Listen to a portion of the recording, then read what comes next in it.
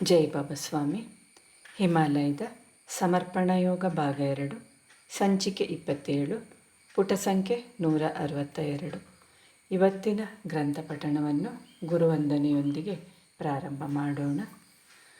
ಓಂ ಗುರುರ್ ಬ್ರಹ್ಮ ಗುರುರ್ ವಿಷ್ಣು ಗುರುರ್ ದೇವೋ ಮಹೇಶ್ವರಃ ಗುರುರ್ ಸಾಕ್ಷಾತ್ ಪರಬ್ರಹ್ಮ ತಸ್ಮೈ ಶ್ರೀ ಗುರುವೇ ನಮಃ.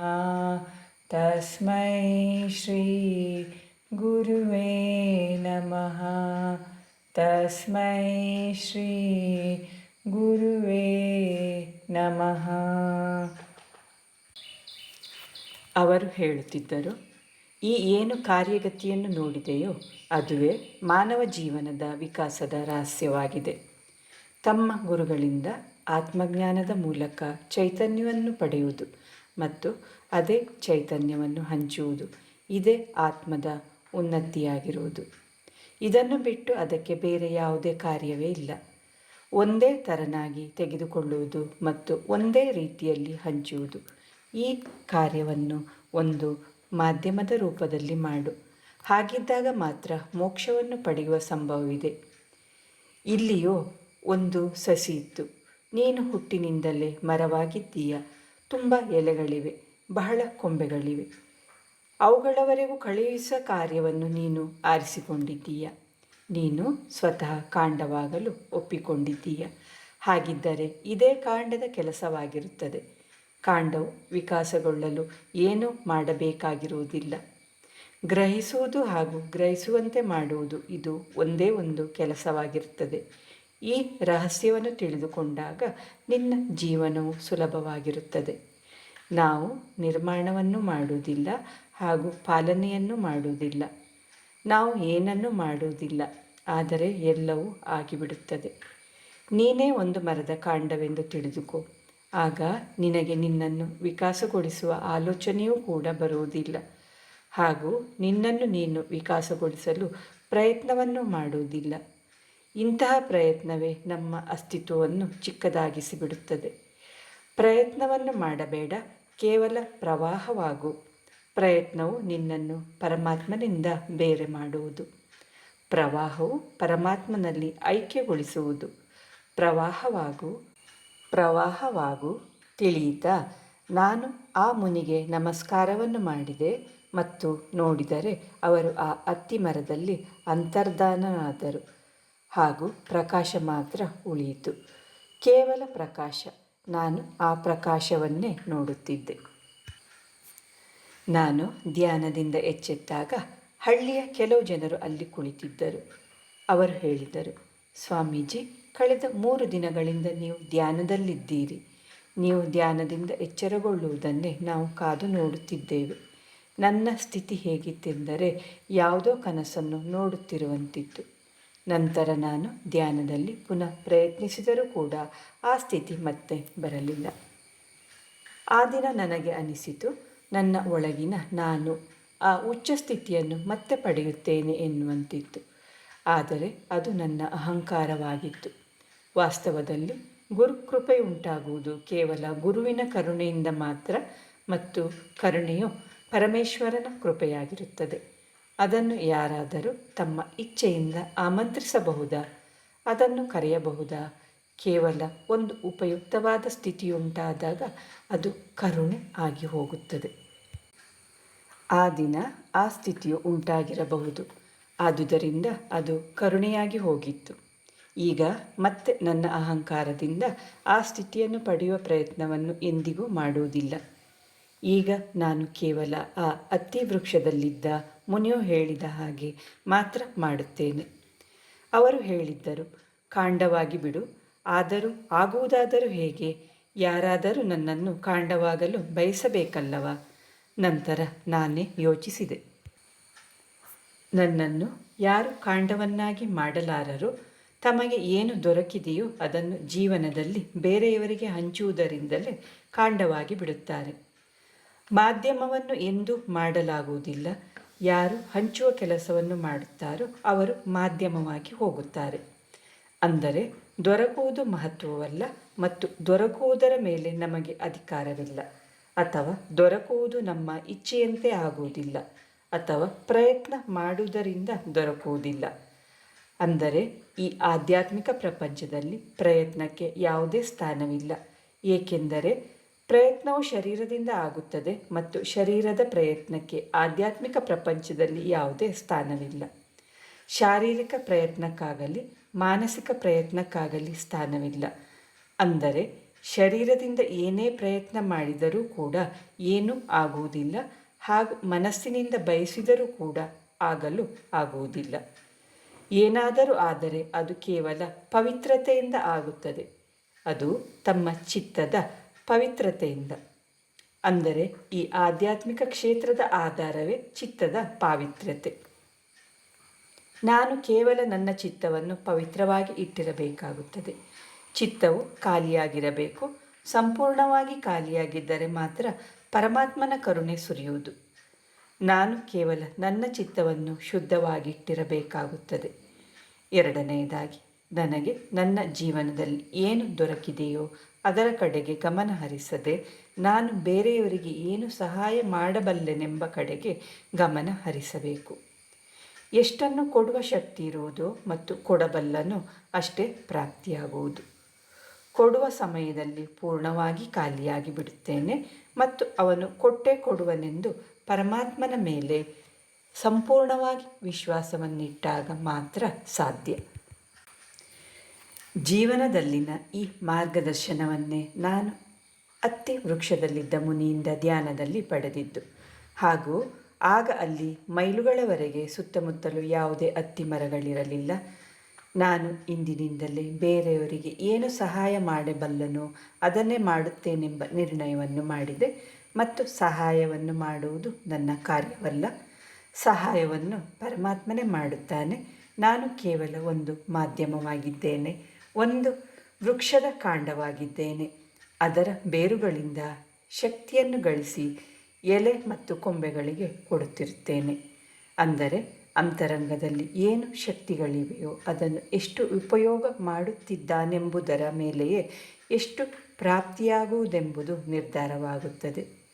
ಕೊಡುವುದು ನನ್ನ ಕ್ಷೇತ್ರವಾಗಿರುತ್ತದೆ, ಪಡೆಯುವುದು ನನ್ನ ಕ್ಷೇತ್ರವಲ್ಲ. ಈಗ ನಾನು ನನ್ನದೇ ಕ್ಷೇತ್ರದಲ್ಲಿದ್ದು ಕಾರ್ಯ ಮಾಡಬೇಕಾಗುತ್ತದೆ. ಇಲ್ಲಿ ನಾನು ಯಾವಾಗಲೂ ವರ್ತಮಾನದಲ್ಲಿಯೇ ಇರುತ್ತಿದ್ದೆ. ಹಾಗೂ ಇಲ್ಲಿಯ ಜನರಿಗೆ ಕೂಡ ಹೊರಗಿನ ಪ್ರಪಂಚದ ಬಗ್ಗೆ ಏನೂ ತಿಳಿದಿರಲಿಲ್ಲ. ನಾನು ಕೂಡ ಅವರಿಗೆ ಹೊರಗಡೆಯೂ ಒಂದು ಪ್ರಪಂಚವಿದೆ ಎಂಬುದರ ಬಗ್ಗೆ ಸುಳಿವನ್ನು ಸಹ ಕೊಡುತ್ತಿರಲಿಲ್ಲ. ಅವರು ತಮಗೆ ತಾವೇ ಬೆಟ್ಟದ ಜನರು ಎಂದು ಹೇಳುತ್ತಿದ್ದರು. ಮೈದಾನದ ಭಾಗದಲ್ಲಿಯೂ ಕೂಡ ವಸತಿಗಳು ಇರುತ್ತಿದ್ದವು, ಅಲ್ಲಿಯೂ ಕೂಡ ಜನರು ವಾಸಿಸುತ್ತಿದ್ದರು. ಇಷ್ಟನ್ನು ಬಿಟ್ಟು ಅವರಿಗೆ ಬೇರೆ ಏನೂ ತಿಳಿದಿರಲಿಲ್ಲ. ಅವರಿಗೆ ಅವರದ್ದೇ ಆದ ಒಂದು ಸಣ್ಣ ಪ್ರಪಂಚವಿತ್ತು, ಅದು ಅಲ್ಲಿನ ಪ್ರದೇಶಕ್ಕೆ ಸೀಮಿತವಾಗಿತ್ತು. ಅವರಿಗೆ ಆ ಪ್ರದೇಶದೊಳಗೆ ಯಾವ ಹಳ್ಳಿಗಳು ಬರುತ್ತಿತ್ತೋ, ವಸತಿಗಳು ಬರುತ್ತಿತ್ತೋ ಅವುಗಳ ಬಗ್ಗೆ ಮಾತ್ರ ತಿಳಿದಿತ್ತು. ಅವರ ಅವಶ್ಯಕತೆಗಳು ಕೂಡ ತುಂಬ ಮಿತಿಯಾಗಿದ್ದವು. ಆ ಜನರು ಪ್ರಾಣಿಗಳ ಕೊಂಬು, ಪ್ರಾಣಿಗಳ ಚರ್ಮವನ್ನು ಮತ್ತು ಪ್ರಾಣಿಗಳ ಗರಿಗಳನ್ನು ಬಹಳ ಹೆಮ್ಮೆಯಿಂದ ಧರಿಸುತ್ತಿದ್ದರು ಮತ್ತು ಅನೇಕ ಬಣ್ಣದ ಹರಳುಗಳಿಂದ ಕೂಡಿದ ಹಾರಗಳನ್ನು ಧರಿಸುತ್ತಿದ್ದರು. ಮಾಂಸಾಹಾರವೇ ಅವರ ಜೀವನದಲ್ಲಿ ಒಂದು ಮುಖ್ಯವಾದ ಆಹಾರವಾಗಿತ್ತು. ಆದರೂ ಕಾಡಿನಿಂದ ಹಣ್ಣುಗಳು, ಎಲೆಗಳು, ಸೊಪ್ಪುಗಳನ್ನು ಕೂಡ ಪಡೆಯುತ್ತಿದ್ದರು. ಅವರ ಭಾಷೆಗೆ ವರ್ಣಮಾಲೆ ಇರಲಿಲ್ಲ, ಧ್ವನಿಗಳ ಮೇಲೆ ಅವಲಂಬಿತವಾಗಿತ್ತು. ಪ್ರಾಣಿ ಪಕ್ಷಿಗಳ ಧ್ವನಿಗಳನ್ನು ಕೂಡ ಅನುಕರಣೆ ಮಾಡುತ್ತಿದ್ದರು. ನನ್ನ ಸಂಗಡದಲ್ಲಿ ಕೂಡ ಹರುಕು ಮುರುಕು ಭಾಷೆಯಲ್ಲಿ, ಅಂದರೆ ಸಂಜ್ಞೆಗಳನ್ನು ಹೆಚ್ಚು ಉಪಯೋಗಿಸುತ್ತಿದ್ದರು. ಹಲವಾರು ಸಾರಿ ಮಾತುಗಳನ್ನು ಅರ್ಥ ಮಾಡಿಕೊಳ್ಳಲು ಮತ್ತು ಮಾತುಗಳನ್ನು ಅರ್ಥ ಮಾಡಿಸುವುದರಲ್ಲಿ ಬಹಳ ಸಮಯ ವ್ಯರ್ಥವಾಗುತ್ತಿತ್ತು. ಒಂದಕ್ಕಿಂತಲೂ ಅಧಿಕವಾದ ಅನೇಕ ತರಹದ ಗಿಡಮೂಲಿಕೆಗಳು ಆ ಭಾಗದಲ್ಲಿದ್ದವು. ಮನುಷ್ಯರು ಎಲ್ಲಿರುತ್ತಾರೋ ಅವರ ಅಕ್ಕಪಕ್ಕ ಹೆಚ್ಚು ಗಿಡಮೂಲಿಕೆಗಳು ದೊರಕುತ್ತಿರಲಿಲ್ಲವೆಂದು ನನಗೆ ಅನಿಸಿತು. ಏಕೆಂದರೆ ಪ್ರಕೃತಿಯಲ್ಲಿನ ಗಿಡಮೂಲಿಕೆಗಳಿಗೆ ಮಾಲಿನ್ಯವಿಲ್ಲದ ವಾತಾವರಣ ಬೇಕು. ಅದಿಲ್ಲದೆ ಅವು ಅಂಕುರವಾಗುವುದಿಲ್ಲ. ಈಗ ಈ ಸ್ಥಾನವು ಕೂಡ ತುಂಬ ದೊಡ್ಡದು ಅಥವಾ ಒಳ್ಳೆಯದಾಗಿ ಹೋಗಿತ್ತು. ಹಳ್ಳಿಯ ಜನರು ಬಂದು ಹೋಗುವುದು ಕೂಡ ಹೆಚ್ಚಾಗಿತ್ತು. ಆದರೆ ಈಗಿನವರೆಗೂ ನನಗೆ ಅಡಚಣೆಗಳಾಗಕೂಡದೆಂದು ಗಮನಿಸಿಕೊಂಡಿದ್ದರು. ಈಗ ಹಳ್ಳಿಯಲ್ಲಿ ನದಿಯ ಮೇಲೆ ಸೇತುವೆಯ ನಿರ್ಮಾಣವಾಗುತ್ತಿತ್ತು.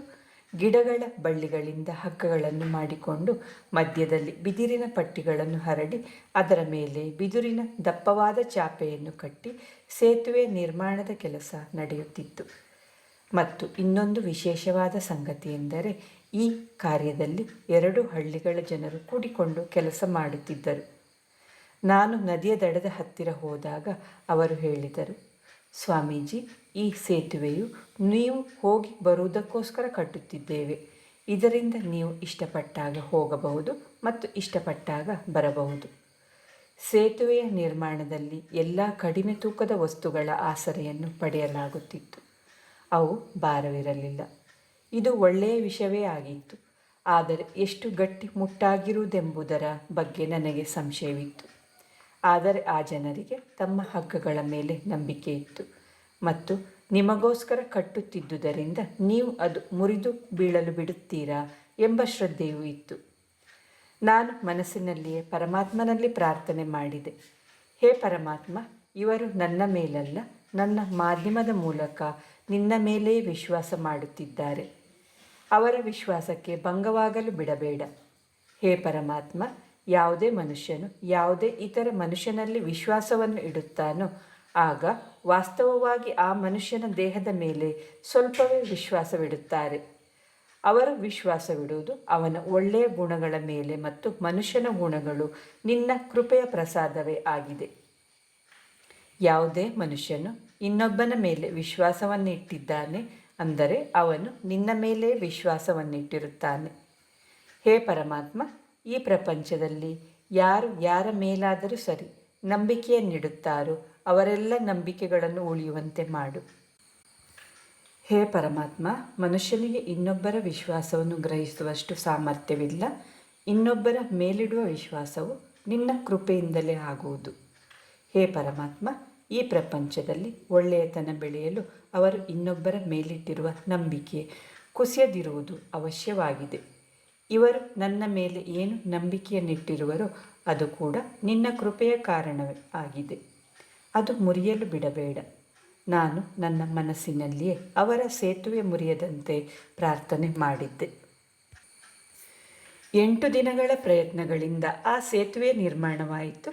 ಮತ್ತೆ ಒಂದು ದಿನ ಎಲ್ಲರಿಗಿಂತಲೂ ಮೊದಲಾಗಿ ನಾನು ಅದರ ಮೇಲಿಂದ ಆ ಕಡೆಗೆ ಹೋಗಬೇಕೆಂಬುದು ಅವರೆಲ್ಲರ ಆಸೆಯಾಗಿತ್ತು. ನಾನು ಹೇಳಿದೆ, ನಾನು ಎಲ್ಲರಿಗಿಂತಲೂ ಮೊದಲು ಹೋಗುತ್ತೇನೆ. ಆದರೆ ನಂತರ ಹಳ್ಳಿಯ ಎಲ್ಲ ಜನರು ಈ ದಡದಿಂದ ಆ ದಡದ ಕಡೆಗೆ ಹೋಗಬೇಕೆಂದು ನಾನು ಬಯಸುತ್ತೇನೆ.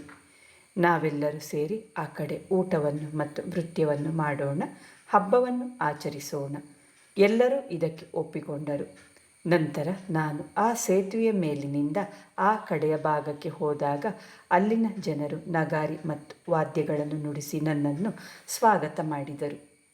ಹೋಗುವ ಸಮಯದಲ್ಲಿ ಆ ಸೇತುವೆಯು ಅಲ್ಲಾಡುತ್ತಿತ್ತು ಮತ್ತು ನಾನು ಮಧ್ಯ ಭಾಗಕ್ಕೆ ಹೋದಾಗ ಹೆಚ್ಚಾಗಿ ಅಲ್ಲಾಡುತ್ತಿತ್ತು. ಅದನ್ನು ದೃಢವಾಗಿ ಮಾಡುವ ಅವಶ್ಯಕತೆ ಇತ್ತು. ಆನಂತರ ಎಲ್ಲ ಜನರು ಆ ಸೇತುವೆಯ ಮೇಲಿನಿಂದ ದಾಟಿಕೊಂಡು ಆ ಕಡೆಯ ಭಾಗಕ್ಕೆ ಬಂದು ಸೇರಿದರು. ಆಮೇಲೆ ನಾವೆಲ್ಲರೂ ಸೇರಿ ಹಬ್ಬವನ್ನು ಆಚರಿಸಿದೆವು. ಹಬ್ಬದಲ್ಲಿ ಆ ಜನರು ಅಕ್ಕಿಯಿಂದ ಮಾಡಿದ ಮದ್ಯವನ್ನು ಸೇವಿಸುತ್ತಿದ್ದರು. ಅದು ಜಾಸ್ತಿ ಮತ್ತನ್ನು ತರಿಸುತ್ತಿರಲಿಲ್ಲ. ಆದರೆ ಆ ಮದ್ಯವು ಅಲ್ಲಿನ ಶರಬತ್ತು ಆಗಿತ್ತು ಮತ್ತು ಎಷ್ಟು ಸಾಮಾನ್ಯವಾಗಿತ್ತೆಂದರೆ ಮಕ್ಕಳು, ದೊಡ್ಡವರು, ಹೆಂಗಸರು ಎಲ್ಲರೂ ಸ್ವಲ್ಪ ಸ್ವಲ್ಪ ಕುಡಿಯುತ್ತಿದ್ದರು. ಈ ಮದ್ಯವು ಇವರ ಆದಿವಾಸಿಗಳ ಸಂಸ್ಕೃತಿಯ ಒಂದು ಭಾಗವಾಗಿತ್ತು. ಎಲ್ಲ ಕಾರ್ಯಕ್ರಮಗಳು ರಾತ್ರಿಯವರೆಗೂ ನಡೆಯುತ್ತಿತ್ತು ಮತ್ತು ರಾತ್ರಿಯ ವೇಳೆಯಲ್ಲಿ ನಾನಂತೂ ಸೇತುವೆಯ ಮೇಲಿನಿಂದ ವಾಪಸ್ಸು ಬಂದೆ.